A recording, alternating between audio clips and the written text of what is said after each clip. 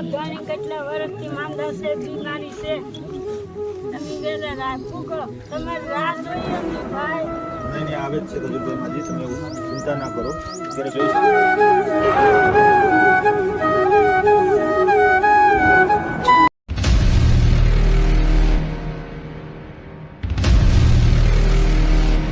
Hello મિત્રો, કેમ છો? બધા મજામાં જશે. તો અમારે એક નવા વિડીયોમાં તમારું સ્વાગત છે. તો બધા કન્ટિન્યુ બ્લોગમાં બન્યા રહેશો, કેમ કે અત્યારે અમે ગુંદાળા ગામે પૂગી ગયા છીએ. તો વિડીયોમાં કન્ટિન્યુ બન્યા રહેશું. અને ચેનલની અંદર નવા હોય તો ચેનલને સબસ્ક્રાઈબ કરવાનું ભૂલતા નહીં. તો વિડીયોમાં કન્ટિન્યુ બન્યા રહેશું. અને અહીંથી આપણે બાલુભાઈ સેવરાનું મકાન 1 કિલોમીટર થાય છે. પહેલાં આપણે અહીં ઇન્ટ્રો લઈ લે, કેમ કે પબ્લિકનો માહોલ વધારે છે, બ્લોગરો પણ વધારે હશે. આપણું જેટલું બને એટલું આપણે વિડીયો શૂટિંગને બધું લેવું. બાલુભાઈની આ ઘરે પણ જઈશું આપણે. ખજૂરભાઈની એન્ટ્રીને બધી થશે, આપણે વ્લોગમાં બતાવીશું. વ્લોગ લાંબો થાય તો 2-3 ભાગમાં આપણે બતાવી દઈશું. પબ્લિકનો માહોલ વધારે હોય એટલે આપણે જ્યાં સુધી મોબાઈલ કરીએ એટલો ટ્રાય કરશું આપણે પબ્લિકની અંદર. ને વ્લોગમાં કન્ટિન્યુ બને રહેજો. ને ચેનલની અંદર નવા હોય તો ચેનલને સબસ્ક્રાઈબ કરવાનું ભૂલતા નહીં. તો ફાઇનલી આપણે બાલુભાઈની ઘરે પૂગી ગયા છે. આ છે આપણું બાલુભાઈનું મકાન. સામે બાલુભાઈ બેઠા છે. બાલુભાઈનું ડ્રેસિંગ માટે ડૉક્ટર સાહેબ હાજર હતા, ડ્રેસિંગ કરવાનું હતું. અને બ્લોગરો પણ ઘણા બધા હતા. શું બાલુભાઈ વિશે આ ભાઈ શું કહે છે સાંભળો. અને બાપા કેટલા ટાઈમથી આ રોગથી પીડિત છે? 12 વર્ષથી પીડાય છે. અને ત્યારબાદ કોણે મુલાકાત અહીં લીધી હતી પહેલે સર્વપ્રથમ? શરૂઆતમાં જે આપણે ચુત્રાપાડાથી ભરતભાઈ છે તે રાસાયણ માટે મેં મુલાકાત લેવડાવી હતી. ત્યારબાદ મેં રોયલ રાજાને કહ્યું હતું કે તમે થોડો ઘણો સપોર્ટ આપજો તો આપણે ખજૂરભાઈ લગી તેમનો વિડીયો પહોંચાડીએ અને તેમની મદદરૂપ થઈએ આપણે. સરસ વાત છે. અને ખજૂરભાઈની જાણ કેટલા દિવસ પહેલા થઈ કે ખજૂરભાઈ ગુંદાળા ગામે આવવાના છે? આપણે ગીર સોમનાથમાં બીજી ત્રીજી વખત આવે છે કદાચ ખજૂરભાઈ, પણ ઘર બનાવવા માટે અને બાપાની નિર્ધાર છે, બાપાની સેવા માટે પહેલી વખત આપણે ખજૂરભાઈ આવે છે.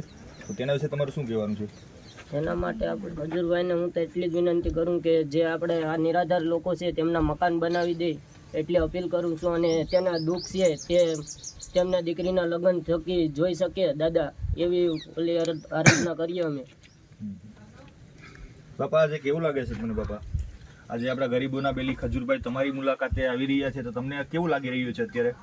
મને સારું લાગી એવું છે. અત્યારે તમારું ડ્રેસિંગ ને બધું ચાલુ છે અત્યારે તમને? બરોબર. અને 2 ડૉક્ટર સાહેબ હોય છે આપણે. સાહેબ કઈ રીતના છે? આપણે એક રૂપિયો લેવાનો બાપા પણ છે નહીં. આવું કામ ઘણા ગરીબ માણસો કરે છે. તે સારા હોય મારી બાપા. અત્યારે તમને કેવું લાગે? સારું હોય ને હાલવાનું બધું, દવાથી માંડી ડ્રેસિંગનો સામાન બધું અમારો હોય છે, બરોબર ને? આપનું ફૂલ નામ છે? મારું જેઠવા ભરત. કયું ગામથી આવો છો? ધારી ગામથી આવો છો, બરોબર છે. અને અમને રોયલ રાજાએ કઈ હોસ્પિટલમાં બતાવેલા હતો? આપણે બતાવ્યું જીન્સમાં. એની પહેલાં મેં એને મેસેજ કરેલો કે આવું કામ હોય તમે કહેજો, અમે સેવા આપીએ છીએ ગરીબ માણસો જેનું કોઈ નથી એનું અમે સેવા આપીએ છીએ. આપણે એની પાસે કઈ પૈસા લેવા નથી. અમારે એમાં 60 કિલોમીટર થાય ધારી ગામ. ખરેખરમાં બાપાને કઈ બીમારીથી પીડાઈ રહી છે? બાપાને આ બીમારી વર્ષો પહેલાની છે. આપણે રક્તપિત્ત કહીએ ને ત્યારે ગામમાંથી કાઢી મૂકતા ચેપી રોગ છે, તમે અડો તો તમને થાય, બરાબર? તો અમે એવા ચેપી રોગથી બીતા નથી કે તમારું કામ ડોક્ટરને સેવા કરવાનું છે, એ અમે સેવા આપીએ જ છે. જેનું કોઈ નથી કુદરત છે, બરોબર છે. ખૂબ સરસ વાત છે. તો આ છે આપણા બાપા જે અત્યારે ખજૂરભાઈની રાહ જોઈ રહ્યા છે. મારી ક્યાં છે? માજીને એક પગમાં સિવિયર થઈ ગયેલ છે, જેને આપણે ગામની ભાષામાં કહીએ કે હાથ પગ રોકાઈ ગયા હોય, માજી કઈ કામ કરી શકતા નથી. એની દવા અમે આપી જ છે. માજીને હજી દવા આપી રહી, અમે આપશું. બરોબર. તો ચાલો આપણે માજીની મુલાકાત કરીએ. મારો ધણી કેટલા વર્ષથી માંદા છે, બીમારી છે. તમે વેલા રાહ ફૂકો, તમારી રાહ જોઈએ અમને ભાઈ.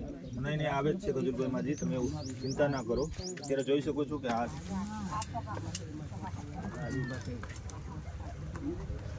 બાપા હાવ રેડી થઈ ગયો. બેંગ ખાડા કરી જતા, બેંગ હતા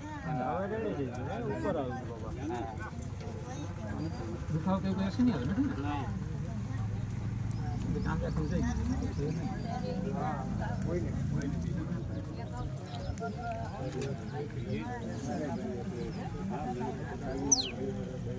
રોયલ રાજા આવ્યા છે. બાપાની તબિયત કેમ છે કેમ નહીં એ પૂછે છે.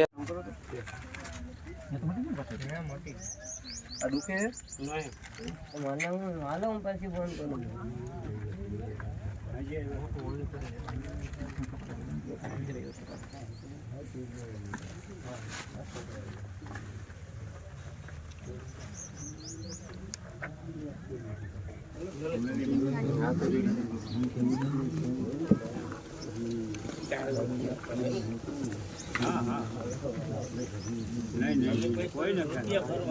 બાપાના એમ છે તો હું અહીંયા નીકળ્યો ને બાપાની મને ખબર પડી થોડા દિવસ પછી કે બાપા બીમાર છે.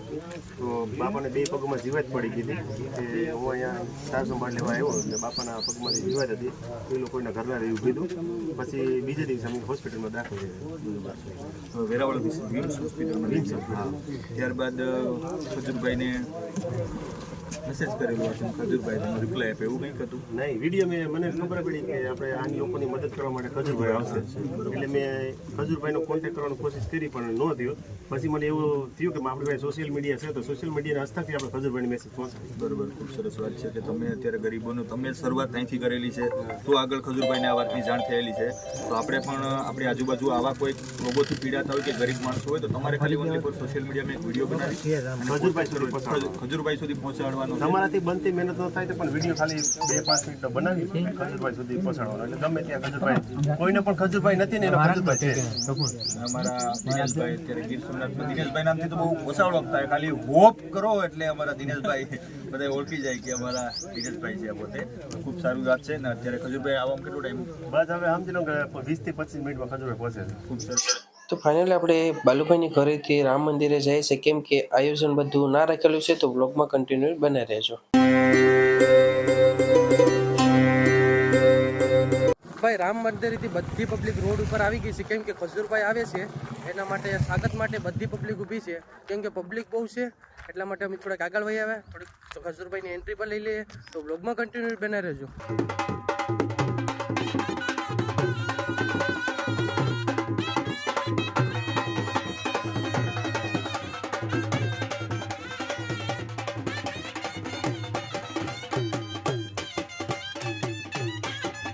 દિનેશભાઈ ના આશીર્વાદ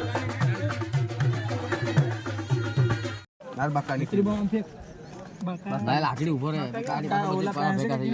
હાલો આનું સુરસુરિયું એમાં સીએલા ઓલા મોટા એક બે રેવા દીધો ને હા ભાઈ બધી ઓલા બે ઓલા મોટા કોખાવાળા ને ભાઈ લીસે ને બીડી ફૂટે નાખેલા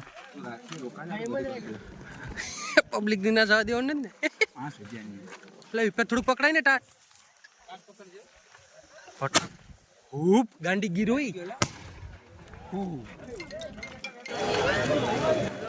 મિત્રો તમે જોઈ શકો છો રસ્તા બધા જામ થઈ ગયા છે. ખજૂરભાઈ આવે એની રાહ જોઈને બેઠી છે પબ્લિકના સ્વાગત માટે.